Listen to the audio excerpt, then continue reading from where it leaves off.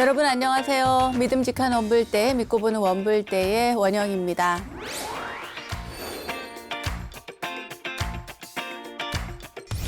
재행무상 시생멸법, 생멸멸이 정멸위락.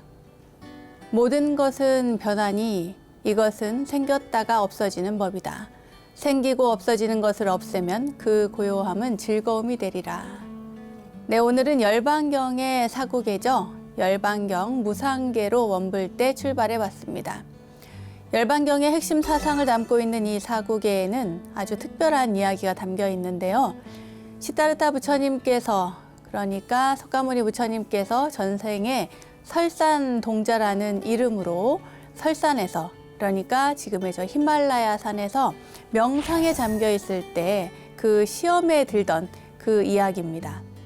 설산동자가 수행 중에 나찰 귀신을 만나게 되는데, 글쎄 이 나찰 귀신이 재행무상 시생멸법 여기까지만 이야기를 하고 절묘하게 말을 하다가 마는데, 그때 그 뒷구절이 궁금해가지고 아주 답답했던 동자가 그 훌륭한 개송의 남은 구절을 들려달라고 이야기를 하니까 나찰 귀신이 내가 지금 너무 배가 고프다. 나는 사람의 그 뜨거운 피와 살을 먹지를 못해서 그 다음 구절을 도저히 말을 못하겠다, 이렇게 이야기합니다. 그래서 설산동자가 그러면 내 피와 살을 드시고 나머지 구절을 들려달라고 해요. 그 구절을 들려주면 내가 내 몸을 주겠다, 이 말이죠. 그래서 이 나찰 귀신이 나머지 개송인 생멸멸이 정멸위락을 읊어주었다고 합니다.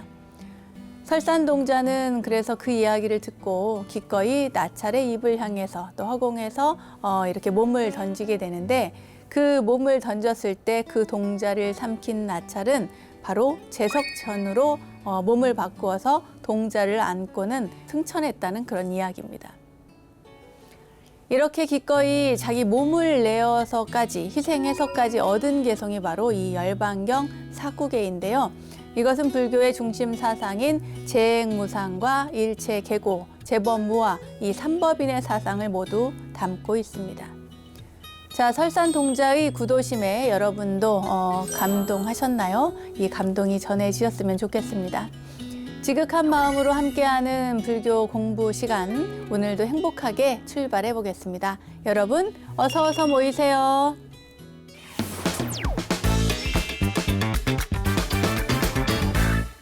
원영 스님의 불교 내백과 실전편 첫 순서는 알고 보면 약이 되는 수많은 불교 이야기들과 불교 지식을 내 안에 원불대의 지식 플레이 순서입니다.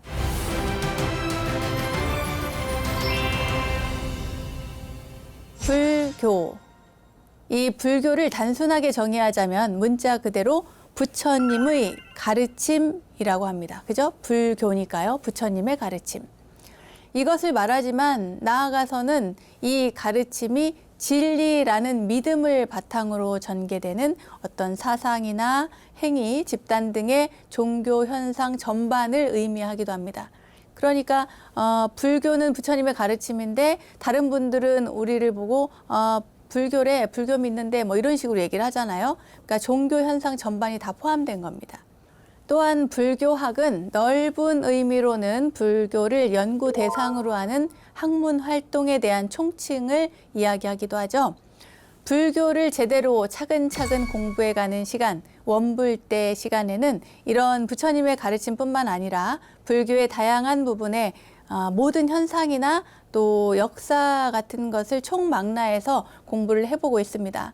그렇다고 해서 뭐 불교학을 제대로 해서 전달한다거나 뭐 그런 것까지는 아닌데 아무튼 공부를 하고 있습니다. 여러분과 제가 함께. 그 가운데 핵심, 그러니까 불교의 핵심은 뭐니 해도 부처님의 가르침, 바로 불교의 사상이 아닐까 싶어요. 자, 불교의 사상을 주제로 그간 불교의 어떤 기초 교리, 또 중간, 유식, 화엄, 반야, 공, 그리고 법화 사상까지 충분하게 자세히 공부를 해봤는데요. 그거는 제 생각인가요? 네, 충분하지 않을 수 있습니다. 왜냐하면 중요한 포인트만 얘기를 했거든요. 아주 많은 양의 사상들이 들어있지만 그 중에 한 가지씩만 이렇게 얘기를 한 것 같습니다. 그런데 이 강의들을 불교 대백과를 시청하시는 여러분들은 도대체 이 얘기가 그 얘기 같고 또 그 얘기가 이 얘기 같고 헷갈려서 좀 혼란스럽다 이런 분들도 계실 것 같습니다. 그래서 오늘은요 여러분들을 위해서 복습을 좀 해보려고 합니다.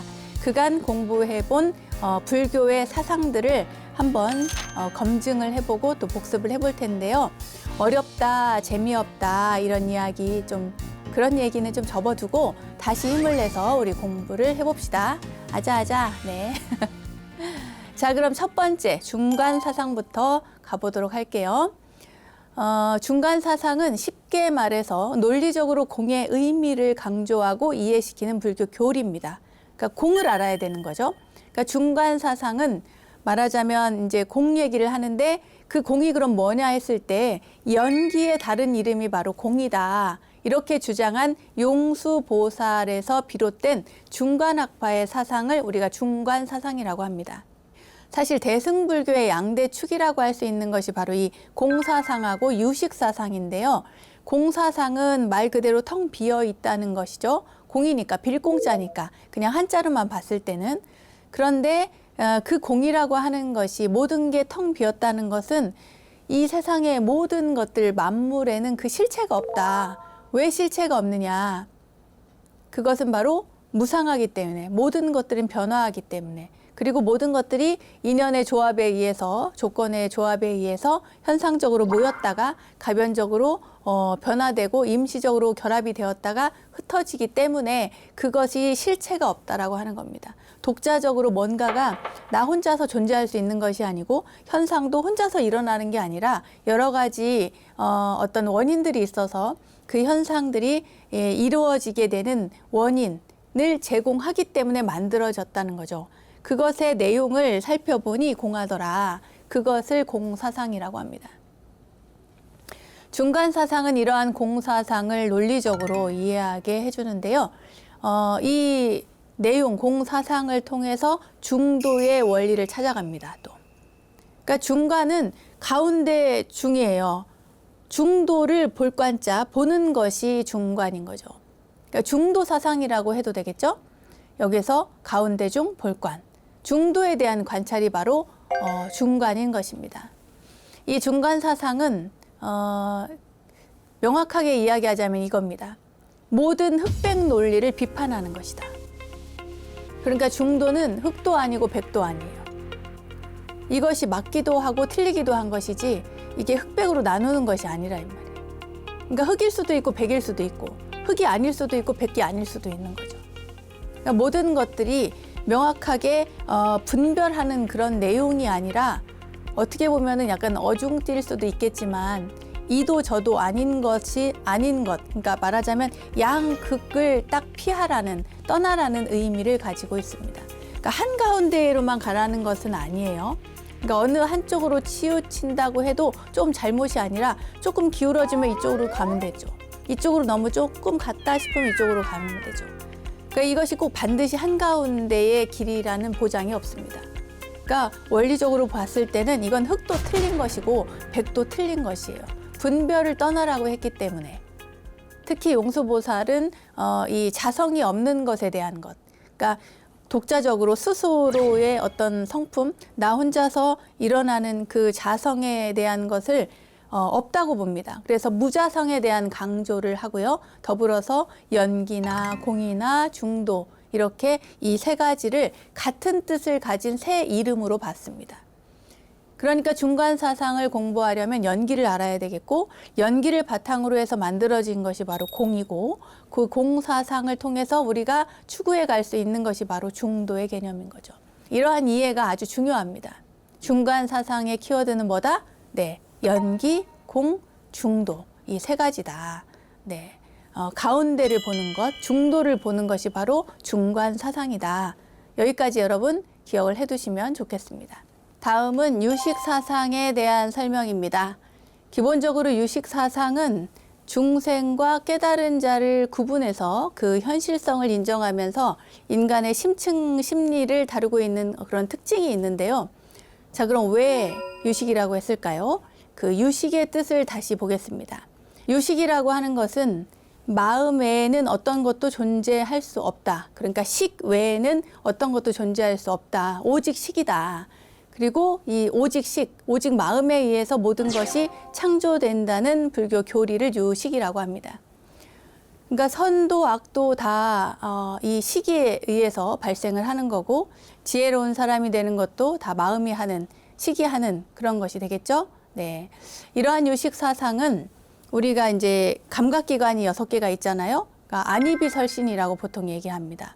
눈, 귀, 코 뭐 이런 식으로 안이비설신의라고 하는 이 6가지 감각기관, 여기에 식이 붙는 거죠. 그래서 육식이라고 하는데, 이 육식 외에도 7식이 있고 8식이 있습니다. 더 심층적으로 내려가다 보면은, 네, 이 유식 사상에서 가장 중요한 개념은 8식인 아레아식입니다.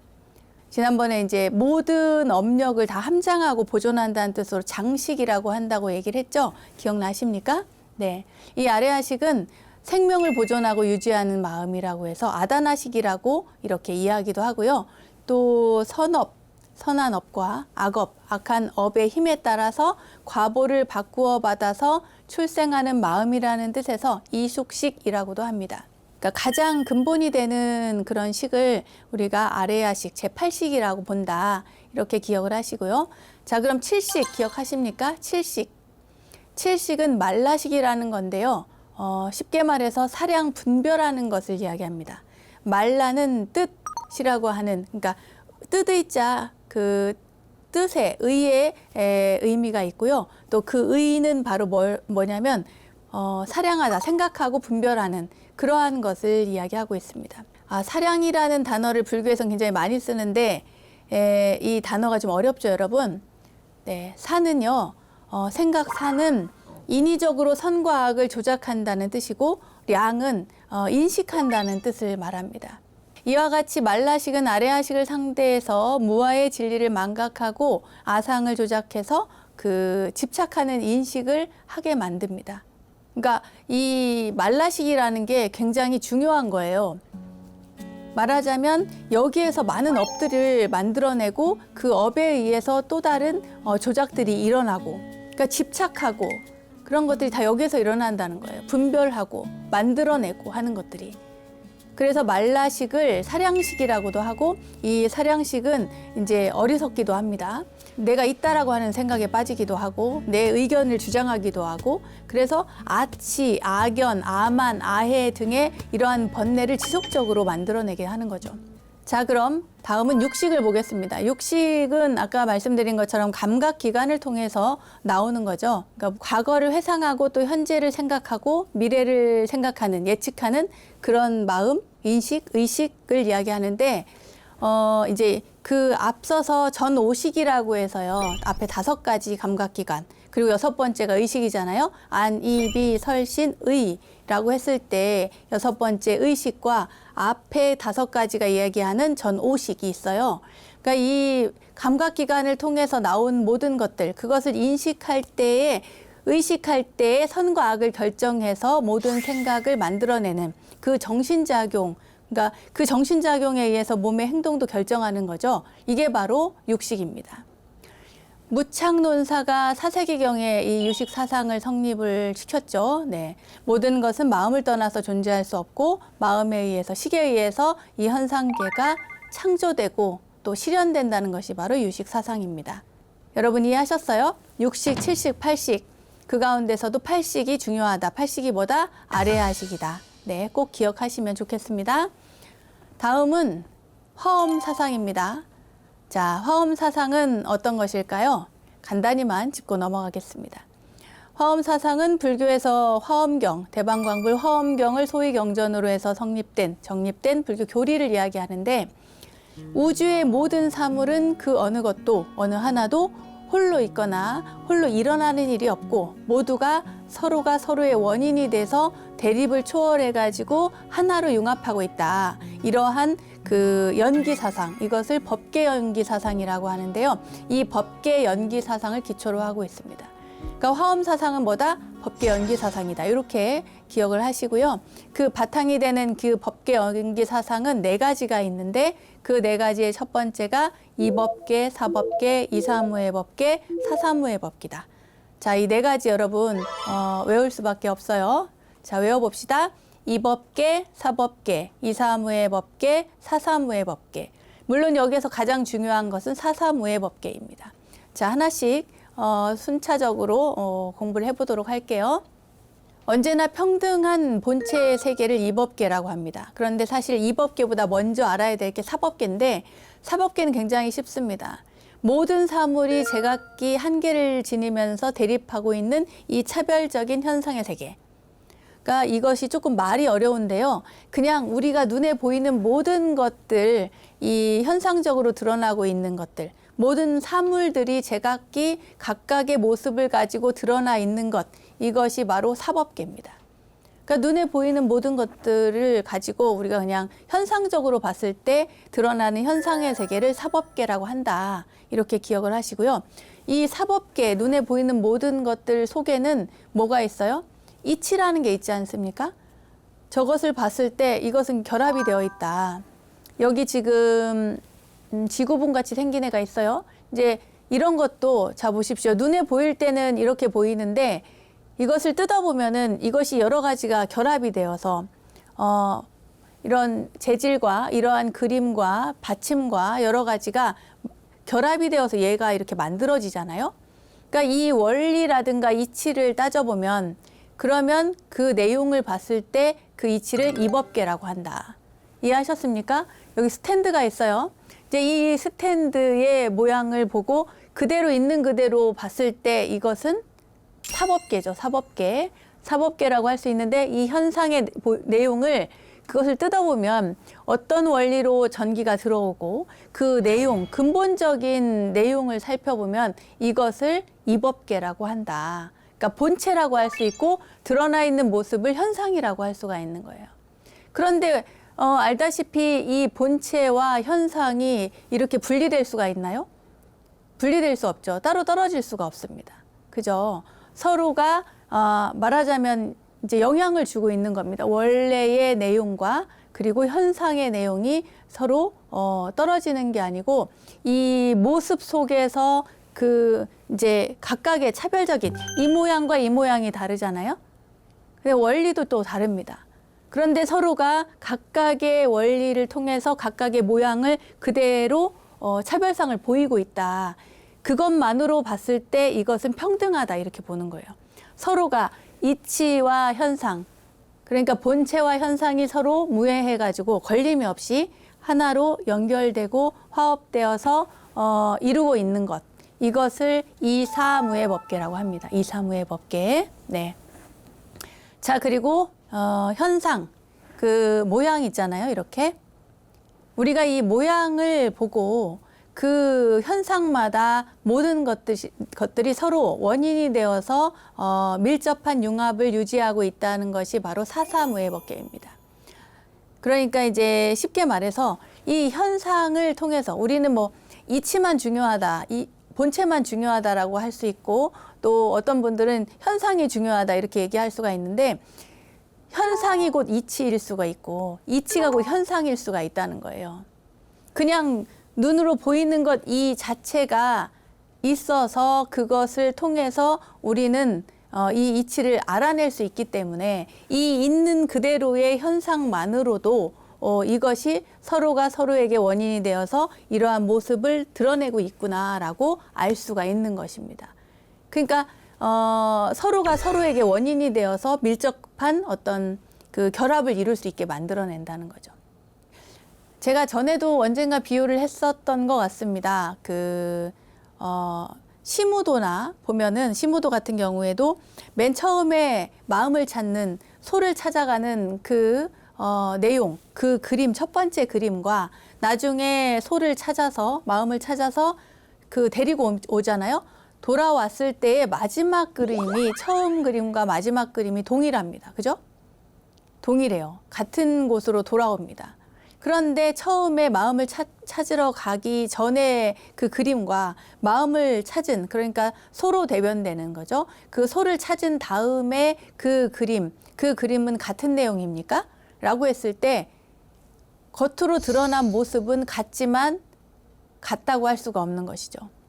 그러니까 사사무의 법계와 사법계의 차이를 이야기하자면 사법계는 그냥 눈으로 보이는 현상을 내가 이해하는 것이고, 사사무의 법계는 그 현상 속에서 그 이치까지, 그 본체까지도 모두 담고 내용까지도 파악해서 현상과 현상이 모두 있는 그대로의 본체를 이야기한다라고 받아들일 수 있는 것이, 그게 바로 사사무의 법계라는 겁니다. 조금 어려운가요? 네. 뭐 여기 더 이상은 못 하겠습니다. 네. 네, 여기까지 하고요. 자, 그러면 다음 법화사상으로 넘어가 볼게요. 조금만 더 하겠습니다. 여러분 힘내세요. 법화사상은 법화경을 근본으로 하는 교리라고 했죠. 네, 묘법연화경.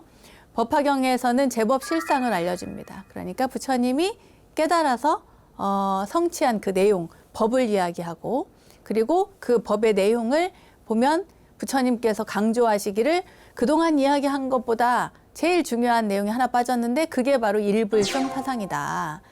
법화 사상의 키워드는 뭐다? 일불성 사상이다. 또는 일승 사상이라고도 얘기를 하죠. 일불성 사상이다. 불교의 진실한 가르침은 오직 한 가지고, 그 가르침에 의해서 어떤 사람도, 어떤 중생도, 그 누구라도 다 성불할 수 있다, 깨달음에 이를 수 있다라고 알려주기 위해서 이러한 가르침을 주고 있습니다. 법화경에서. 네. 그리고 온 세상의 실상을 보면 존재의 변화와 그 관계를 파악할 수가 있고, 그것을 세 가지로 설명을 하죠. 바로 공가중입니다. 중도의 개념을 강조하죠.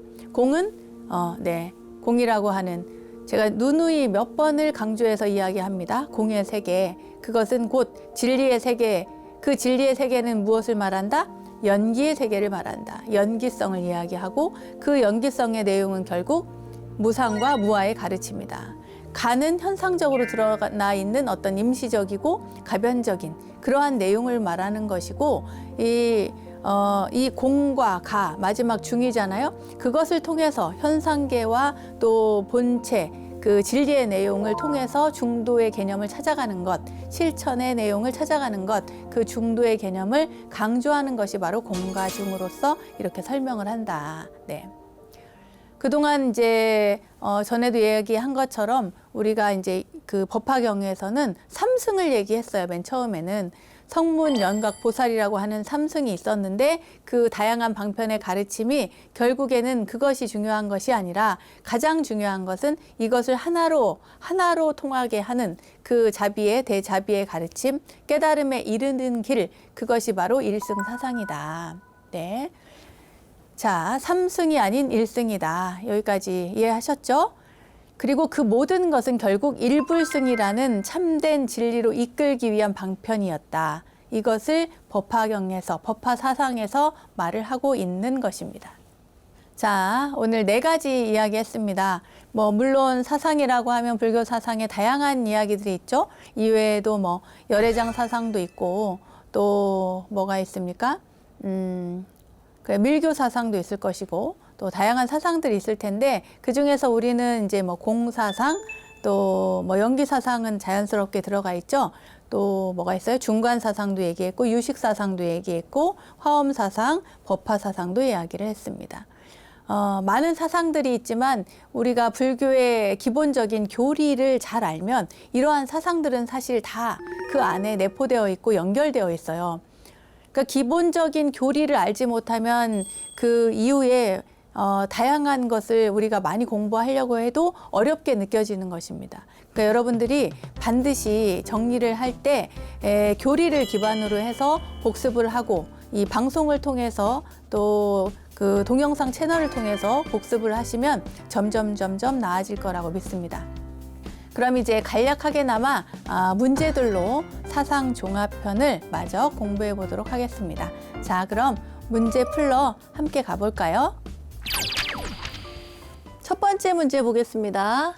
우주만유의 낱낱법이 자성을 가지고 각자의 영역을 지키며 조화를 이루는 것을 말하는 화엄교학의 중심 사상을 쓰시오.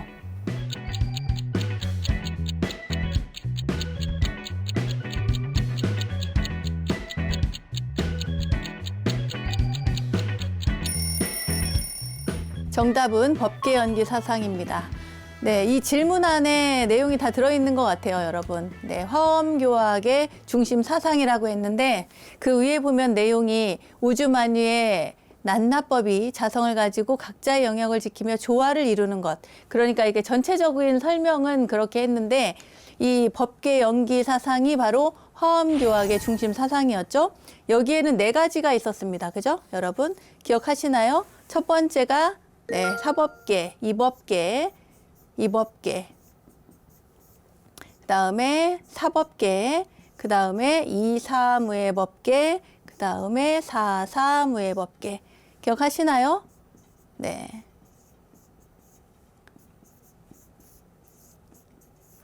그냥 있는 그대로의 현상을 말할 때는 사법계라고 했어요.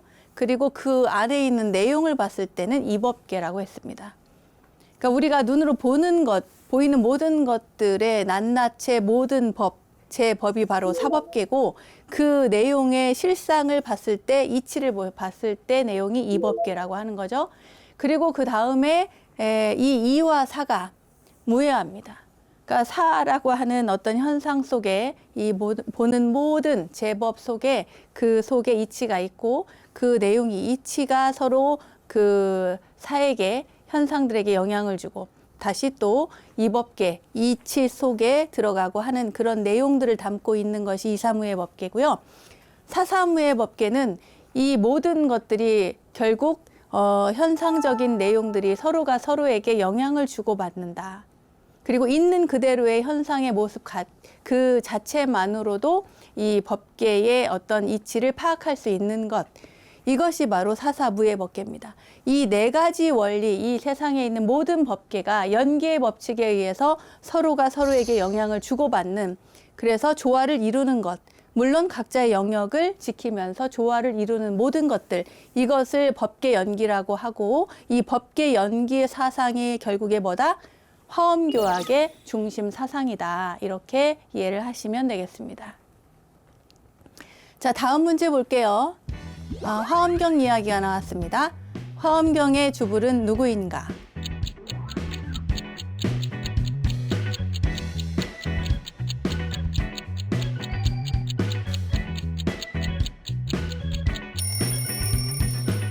정답은 비로자나불입니다. 여러분, 화엄경, 대방광불 화엄경의 주가 되는 부처님. 우리가 보통 부처님을 이야기할 때 석가모니 부처님을 떠올리잖아요. 물론 이제 그 경전마다 좀 내용이 달라지기도 합니다. 예를 들면 정토 삼부경 그런 경우에는 아미타 부처님, 무량수경이라든지 뭐 이럴 때 그 주불이 되는 건 아미타 부처님이잖아요. 근데 화엄경에서의 주불은 그럼 누구냐? 그랬을 때 비로자나 부처님입니다. 비로자나 부처님. 그럼 비로자나 부처님이 왜 주불이냐? 그 화엄경이라고 하는 경전은 부처님의 깨달음의 세계, 부처님 그 자체를 이야기하는데 그 깨달음의 내용을 우리는 법이라고 하죠. 그죠? 여러분 떠올려 보십시오. 우리가 법이라고 했을 때 보통 뭐라고 얘기를 하나요? 법을 이야기했을 때 딱 떠오르는 게 뭐 규칙이라든지 어떤 질서라든지 뭐 헌법이라든지 이런 내용을 이제 떠올리게 되는데 그렇게 질서를 이야기하는 것도 있지만 사실 불자의 입장에서의 그 법이라고 하는 것은 부처님의 가르침 또는 부처님의 깨달음의 내용 이것을 법이라고 합니다. 그리고 또 다른 뭐 예를 들어서 유식이라든가 다른 류의 어떤 불교 교리상의 내용들을 봤을 때 모든 것들 눈에 보이는 모든 것들을 우리가 법이라고 해서 제법 모두 제자를 써서 모든 법이라고 합니다. 그런데 여기에서 이야기하는 법은 부처님의 깨달음의 내용 또는 부처님의 가르침, 진리의 내용 이것을 이야기하기 때문에 그러면은 이 법을 이야기하는 것이 바로 화엄경에서 이야기하는 부처님의 깨달음의 내용이잖아요. 그럼 이 깨달음의 내용을 그냥 둔 것이 아니라 법이라고 둔 것이 아니라 화엄경에서는 그 깨달음 자체만을 가지고 그것을 형상화합니다. 인격화시키는 거죠. 의인화시켜가지고 이러한 법의 몸, 법신이라고 하는 것이 있다. 그런데 이것을 법신으로서 그냥 두지 않고 법신불이라고도 하면 되는데 법신불로서 그냥 두지 않고 여기에는 이름을 붙입니다.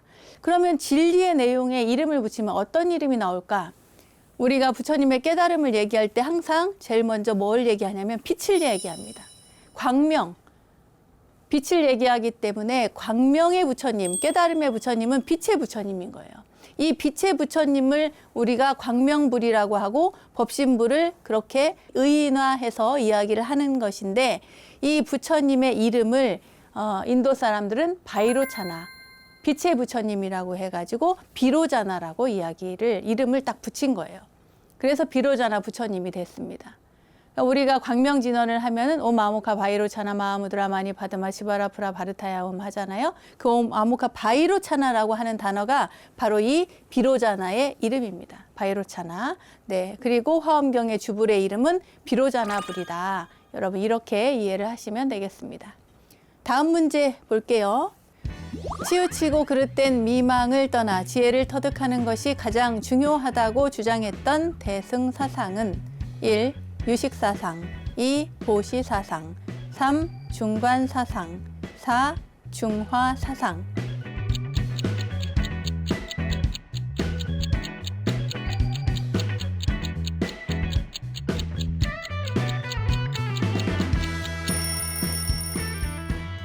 네, 정답은 3번 중관사상입니다.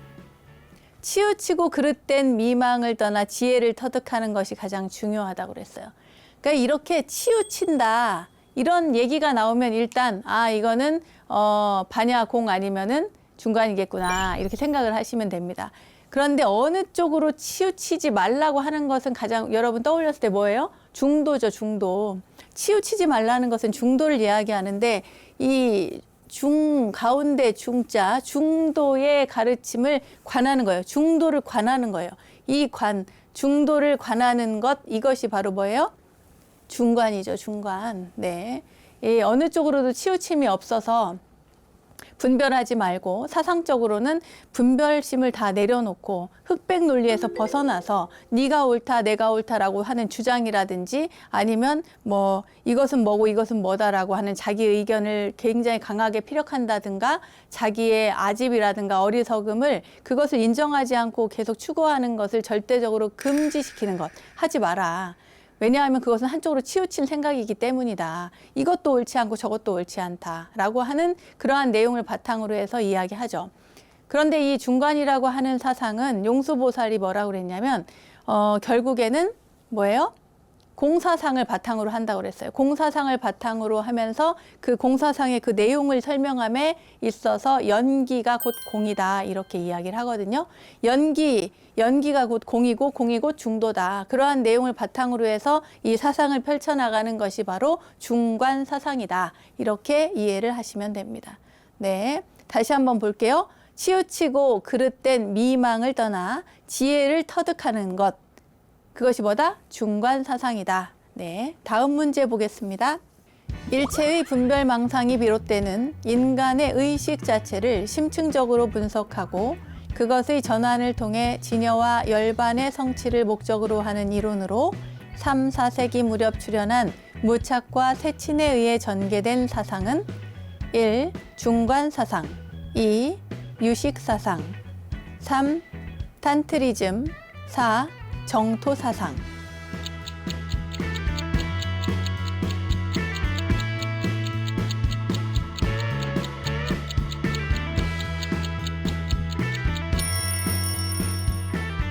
정답은 2번 유식사상입니다.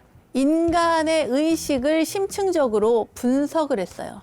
분석을 한 내용을 가지고 무착과 세친에 의해서 이 두 분은 형제라고 했죠. 3, 4세기 무렵에 출현을 했습니다. 이것이 유식입니다. 오직 식이라는 거죠. 오직 식이고 오직 마음뿐이고 그래서 인간의 마음을 이것을 낱낱이 의식을 분석을 해놨어요.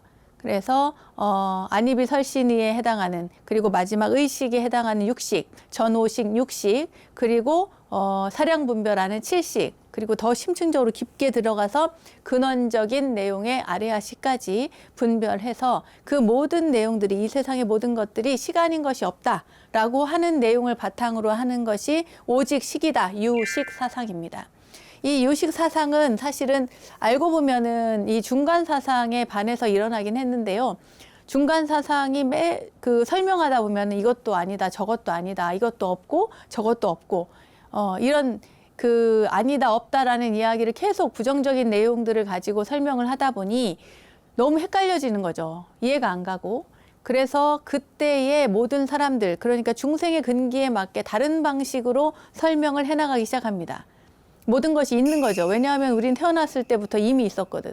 부모도 있고 형제도 있고 주변의 모든 환경도 있고 집도 있고 자라면서 학교도 있고 친구도 있고 모든 게 다 있다라고 하는 세상 속에서 살아가는데 없다를 이야기하는 중간 사상을 받아들이기 어렵다는 거죠. 그래서 나온 것이 유식 사상이고 이것이 많은 사람들에게 어필하고 또 이해하기 쉽게 되어 있었어요. 그러니까 어렵게 느끼는 것이 아니라 오히려 이 유식 사상을 공부를 하면 더 불교라든지 이 세상을 이해하는데 더 쉽게 받아들일 수 있는 겁니다. 네. 그래서 자, 다시 한번 보겠습니다.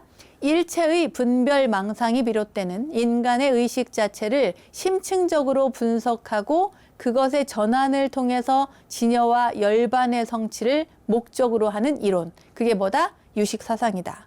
또 하나는 3, 4세기 무렵에 출현했고 무착 세친에 의해서 전개되고 무착에 의해서 성립이 되고 세친에 의해서 더 발전을 하게 된 거죠.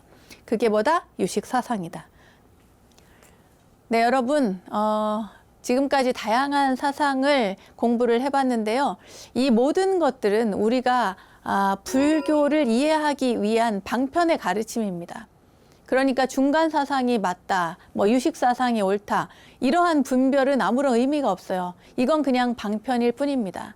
부처님의 가르침을 이해하기 쉽도록 우리의 윗대의 많은 조사 스님들께서 깨달음을 얻었거나 깨달음을 얻기 위해 노력하는 많은 분들이 우리를 위해서 그 가르침의 방편을 제시해 놓은 거죠. 그것이 크게 사상적으로 영향을 주고 시대적으로 영향을 준 것이지 그것이 어느 한쪽만이 옳다라고 하는 그런 생각은 분별심입니다. 그러니까 공부를 함에 있어서도 내 근기에 맞게 나에게 적합한 것을 찾아서 조금 더 이해하기 쉽게 공부를 해나가시면 좋을 것 같습니다. 오늘 이야기는 여기까지 하겠습니다.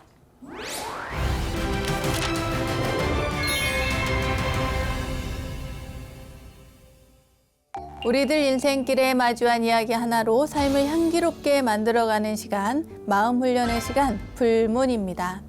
그 법당에 달려있는 등에는 저마다 각자가 염원하는 그런 발언이나 본인의 이름이 이렇게 적혀 있잖아요.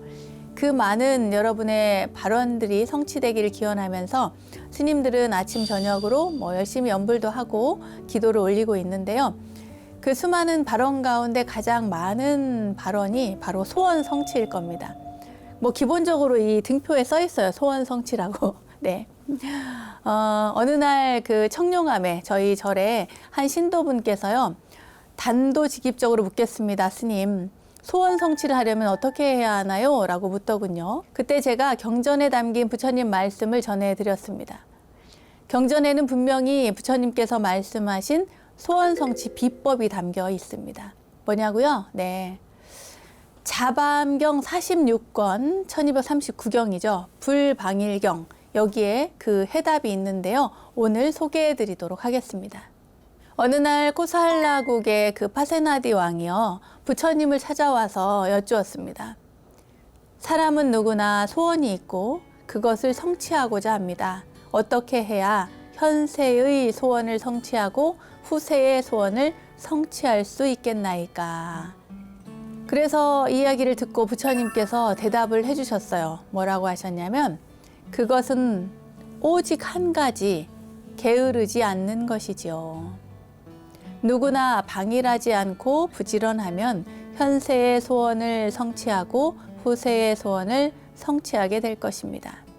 비유하면 씨앗을 뿌리거나 물이 흐르거나 사자가 집을 짓거나 이 세상의 모든 사물이 다 대지를 바탕으로 하고 있듯이 현세의 소원과 후세의 소원을 성취하는 것도 불방일의 대지를 바탕으로 하고 있기 때문입니다. 그러므로 대왕이여, 모든 소원을 성취하고자 한다면 방일에 의지하지 말고 불방일에 의지해야 합니다. 만약 대왕이 먼저 불방일에 의지하면 대왕의 부인이 그것을 따를 것입니다. 부인이 그러하면 대신과 장군과 태자가 불방일에 의지할 것입니다. 또한 온 나라 백성도 대왕과 공경 대신을 따라 방일하지 않고 불방일에 의지할 것입니다. 대왕께서 불방일에 의지한다면 스스로를 지킬 수 있을 것이며 부인과 처녀도 지킬 수 있을 것입니다. 또한 창고의 재물도 더욱 늘어나 풍족해질 수 있을 것입니다. 그러므로 부지런한 것을 칭찬하고 부지런하지 않을 것을 비난해야 합니다. 네, 부처님께서 이렇게 말씀을 하셨습니다. 소원을 성취하고자 한다면 부지런해야겠죠. 네, 소원하는 사람이 게으르고 또 성실하지 않으면 신이 있거나 부처님이 있거나 그들도 무슨 방법이 없습니다. 본인이 하고 싶은 일에 노력을 하지 않으면 아무런 성과를 이룰 수가 없어요. 그냥 소원을 빈다고 해서 되는 일이 없습니다. 부처님의 가르침은 처음부터 끝까지 자업자득이다, 인과응보다, 이런 원칙에서 벗어나는 일이 없습니다. 게으름이라는 것은 목표와 관계를 잃어버려서 삶의 에너지가 빠지거나 흩어진 상태이거나 또 겉으로 보기에 바쁘게는 보이지만 실제로는 방향성을 잃고 일관된 목표로 향하지 못한 그런 분조함도 바로 게으름이라고 할 수가 있습니다. 그러니까 부지런함을 가장한 게으름이라고 할 수 있겠죠. 네. 게으르지 않으려면 사실 지혜가 있어야 합니다.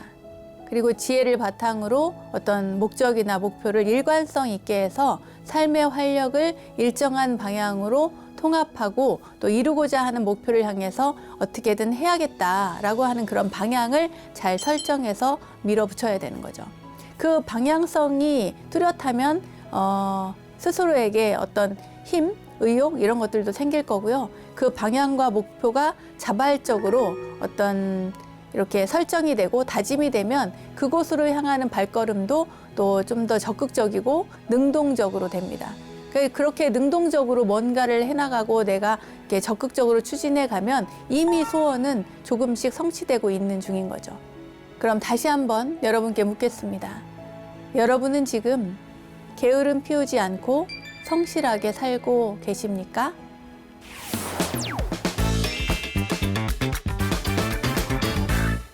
부처님의 가르침을 실생활에 적용할 수 있도록 친절하게 설명해 드리고 있는 원영스님의 불교 대백과, 오늘은 불교의 사상들을 종합적으로 복습해 보는 시간을 가져봤습니다. 그리고 부처님께서 말씀하신 소원 성취의 비결, 자바암경에 담긴 이야기도 여러분 전해드렸습니다. 자, 알매의 지혜가 가득한 시간 원불대, 오늘은 여기까지입니다. 원불대와 함께 불교 공부는 물론 삶의 지혜를 찾는 시간 만들어 가시기 바라고요. 네, 공부하는 원불대, 수행하는 원불대 여기서 마치겠습니다. 오늘 공부도 고생하셨고요. 다음 시간에 또 만나요. 성불하세요.